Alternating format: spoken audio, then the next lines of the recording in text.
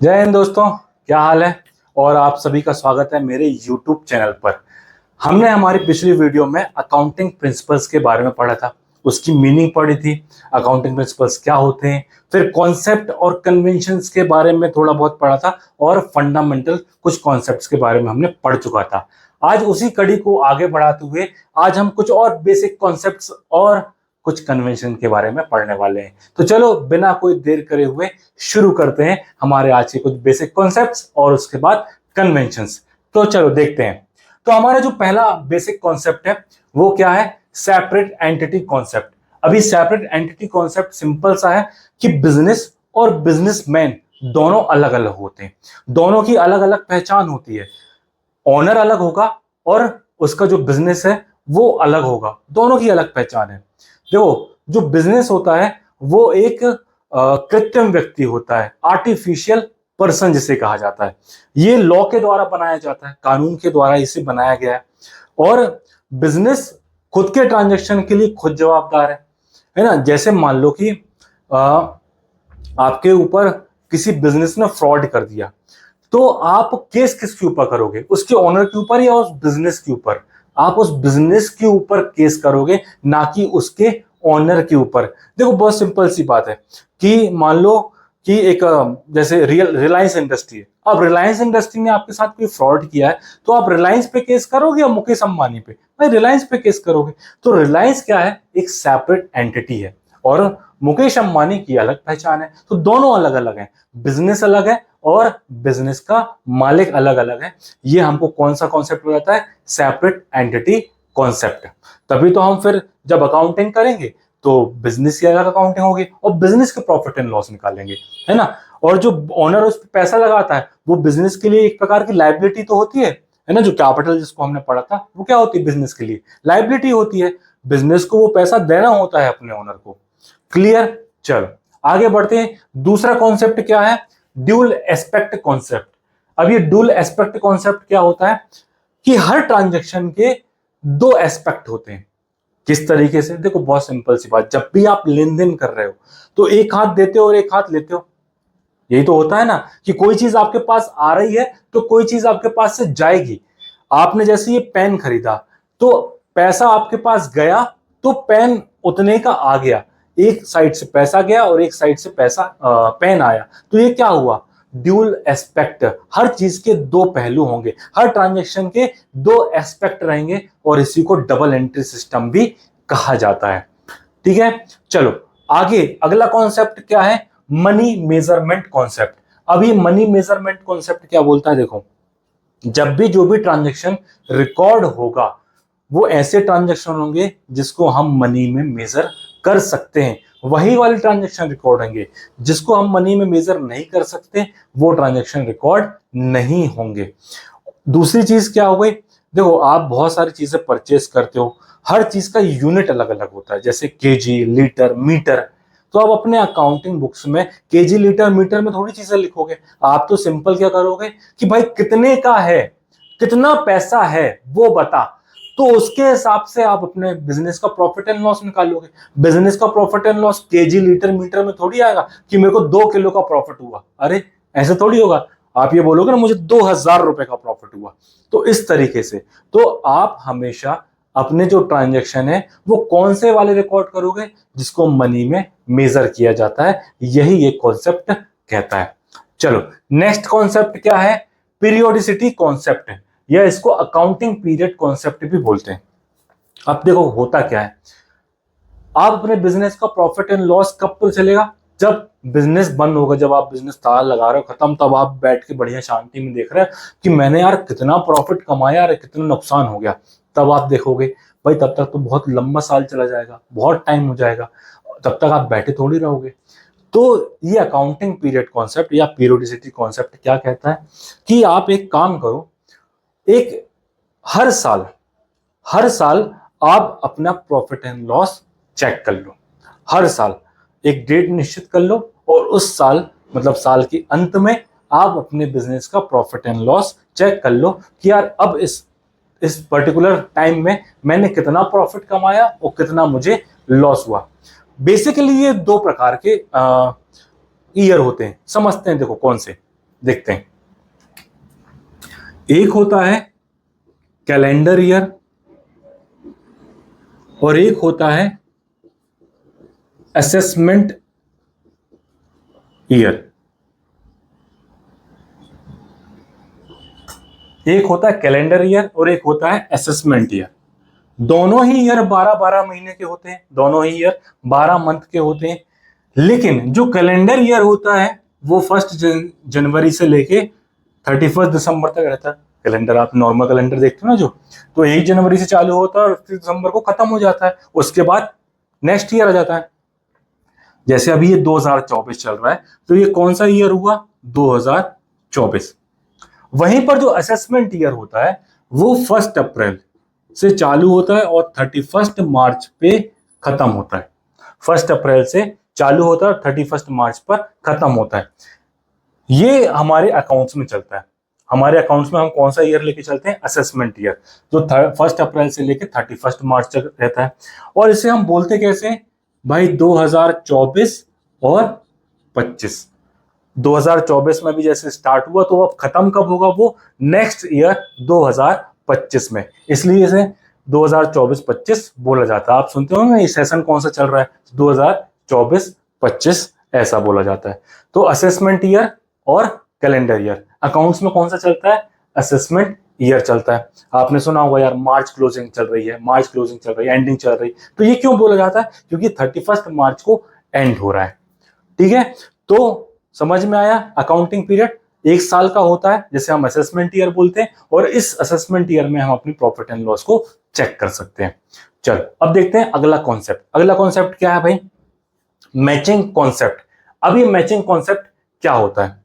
तो बहुत सिंपल सी बात है कि आप जिस साल या जिस पीरियड की रेवेन्यू है उसी साल के उसके एक्सपेंसेस से उसको आइडेंटिफाई करोगे, उसको एडजस्ट करोगे, उससे चेक करोगे, उससे मैच करोगे कि मेरा प्रॉफिट कितना हुआ। वो कब पता चलेगा? जब उसी साल के एक्सपेंसेस होंगे, उसी साल के रेवेन्यू होगा, उसी पीरियड का एक्सपेंसेस होगा और उसी पीरियड के रेवेन्यू होंगे, और उससे हम मैच करके देखेंगे कि भैया मुझे प्रॉफिट कितना हुआ। मुझे सही प्रॉफिट एंड लॉस उसी से पता चलेगा। यदि मैं एक पीरियड के रेवेन्यू ले रहा हूं और उससे दूसरे पीरियड के मैं एक्सपेंसेस ले रहा हूं, तो क्या मुझे उससे पता चलेगा कि सही रेवेन्यू, सही प्रॉफिट और सही लॉस क्या? नहीं पता चलने वाला ना। देखो फॉर एग्जांपल इसको अपन एक समझते हैं कैसे होगा। देखो मान लो कि ये पेन आपने खरीदा है 10 रुपए का, और ऐसे आपने 10 पेन और खरीदे, तो आपने टोटल पेन कितने खरीद लिए? 11 पेन। और इसकी आपने जो खरीद के लेके आए उसकी परचेसिंग वैल्यू क्या थी? एक पेन की 10 रुपए। तो टोटल आपने कितने रुपए के पेन खरीद के लेके आए? 110 रुपए के। अब उसमें से आपने 5 पेन 15 रुपए के बेच दिए। 5 पेन 15 रुपए के हिसाब से बेचे। 5 पेन 15 रुपए के हिसाब से बेचे, तो आपने कितने के बेच दिए भाई? 75 रुपए के। कितने रुपए के बेच दिए? 75 रुपए के। अब देखो खरीदा कितना था? 110 का, बेचा कितना? 75 में। तो क्या मैं ये मान के चलूं कि 35 रुपए का मुझे लॉस हुआ? ये मान के चलूंगा क्या? नहीं ना भाई। देखो पेन आपने कितने लाए थे? 11। बेचा कितने हैं सिर्फ अभी? 75। वो बेचा कितने हैं? सिर्फ 5। तो आप सिर्फ 5 पेन की कॉस्ट देखो ना पहले। सिर्फ 5 पेन की कॉस्ट ही देखना है। तो 5 पेन की कीमत कितनी हुई? 5 पेन की कीमत 10 रुपए का एक, तो 5 पेन की कीमत हुई 50। अब आपने उसे बेचा कितने में? 5 पेन 75। तो भैया 25 रुपए का तो आपको क्या हुआ है? प्रॉफिट। 25 रुपए का तो प्रॉफिट हुआ है आपको। तो आपने क्या किया? जितने पेन की एक्सपेंसेस थे उतने ही पेन के आपने क्या देखा है? रेवेन्यू। जितने पेन के एक्सपेंसेस थे उतने ही पेन के रेवेन्यू देखा। तो आपको इससे पता चल गया कि भैया लॉस नहीं है, क्या है? प्रॉफिट है। यही तो मैचिंग कॉन्सेप्ट बोलता है कि भैया जिस पीरियड के एक्सपेंसेस हैं उसी पीरियड के उसके रेवेन्यू से चेक करो ना। आप फालतू में दुनिया भर के एक्सपेंसेस को जोड़ लोगे तो आपका सही प्रॉफिट और लॉस तो पता ही नहीं चलने वाला। क्लियर है ना? चलो नेक्स्ट भैया कॉन्सेप्ट कौन सा है वो देखते हैं। नेक्स्ट कॉन्सेप्ट है कॉस्ट कॉन्सेप्ट। तो कॉस्ट कॉन्सेप्ट क्या बोलता है कि इसे हम हिस्टोरिकल कॉस्ट कॉन्सेप्ट भी बोलते हैं। अब ये है क्या, ये कहता है कि जिस एसेट्स को आप जितनी पे ला रहे हैं, जितने में खरीद रहे हैं, उसको उसकी उसी वैल्यू पर रिकॉर्ड करो, उसकी ओरिजिनल वैल्यू पर उसको रिकॉर्ड करो, उसकी ओरिजिनल वैल्यू पर, ओरिजिनल वर्ड पे ध्यान रखना, ओरिजिनल वैल्यू पर उसको रिकॉर्ड करो। अब इसके लिए देखो दो तीन चीजें होती हैं, वो अपन उसको समझते हैं कैसे। देखो, तो जैसे मान लो कि आपने कोई मशीन खरीदी, मशीन आपने खरीदी, मशीन क्या होती है, एसेट्स होती है। तो मशीन खरीदी आपने 50,000 रुपए की, ये 50,000 रुपए की मशीन खरीदी, ये क्या कहलाई, इसकी कॉस्ट। तो जब आप पहले साल रिकॉर्ड करोगे अपनी बुक्स में इस मशीन को, तो कितने रुपए में रिकॉर्ड करोगे, 50,000। अब बताओ क्या ये मशीन की कीमत 10 साल बाद भी 50,000 रुपए रहेगी, 5 साल बाद भी 50,000 रुपए रहेगी? नहीं ना, नहीं रहेगी। 5 साल बाद आप इसको बेचने जाओगे तो क्या 50,000 रुपए में बिक जाएगी? क्या नहीं, कम में बिकेगी। हो सकता है बिके ही ना, भंगार में चली जाए, ये भी हो सकता है ना। तो हम क्या करते हैं, हम एक एस्टिमेटेड इसकी यूजफुल लाइफ देखते हैं कि यार ये मशीन कितने साल तक चलेगी। मान लो हमने सोचा कि ये मशीन 5 साल तक चलेगी, 50,000 रुपए की मशीन लेके आए, सोचा 5 साल तक चलेगी। तो हमने क्या किया, सबसे पहले तो उसकी कॉस्ट लिख लिया, देन उसके बाद हमने क्या किया, एक एस्टिमेटेड उसकी लाइफ निकाल ली, एस्टिमेटेड यूजफुल लाइफ। और फिर क्या किया, उसको डिवाइड कर दिया, डिवाइडेड बाय ईयर। कौन से साल से, जो हमने एस्टिमेट किए। तो मान लो जैसे 50,000 रुपए की मशीन है, हमने सोचा 5 साल चलेगी, तो हर साल 10,000 रुपए क्या होगा, 10,000 रुपए उसकी लागत में से क्या हो जाएंगे, कम हो जाएंगे। 10,000 रुपए की मशीन हम हर साल यूज कर रहे हैं। इसी को क्या बोलते हैं, डेप्रिसिएशन। इसी को बोला जाता है डेप्रिसिएशन। एक पूरा चैप्टर है, वो अपन डिटेल में पढ़ेंगे। इसी को बोला जाता है। भाई सिंपल सी बात है ना, आपने एक मोबाइल खरीदा आज, क्या 1 साल बाद वो मोबाइल उतने में ही बिक जाएगा? नहीं बिकेगा ना, बहुत कम में बिकेगा, आधे में बिकेगा, है ना। तो वही क्या कहलाता है, जो वैल्यू कम हो गई वो क्या कहलाती है, क्या, डेप्रिसिएशन।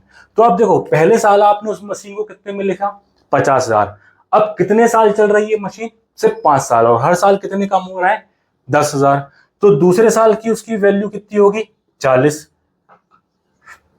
फिर तीसरे साल उसकी वैल्यू कितनी होगी, 30,000। फिर चौथे साल उसकी वैल्यू कितनी होगी, 20,000। और पांचवें साल तो जीरो हो जाएगी ना, खत्म हो जाएगी वैल्यू, खत्म, वैल्यू हो जाएगी खत्म, जीरो। तो आपने क्या किया, हर साल उसकी वैल्यू, उसकी जो ओरिजिनल वैल्यू थी उस पर आप उसको रिकॉर्ड करते गए, आपने डेप्रिसिएशन उसमें से घटाते गए। यही क्या कहलाता है, हिस्टोरिकल कॉस्ट या कॉस्ट कॉन्सेप्ट। क्लियर।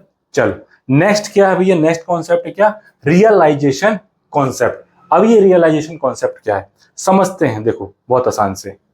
तो रियलाइजेशन कॉन्सेप्ट क्या बोलता है कि आप कब रिकॉर्ड करोगे, कब समझोगे कि ये ट्रांजैक्शन हुआ है और इसे कब रिकॉर्ड करना है।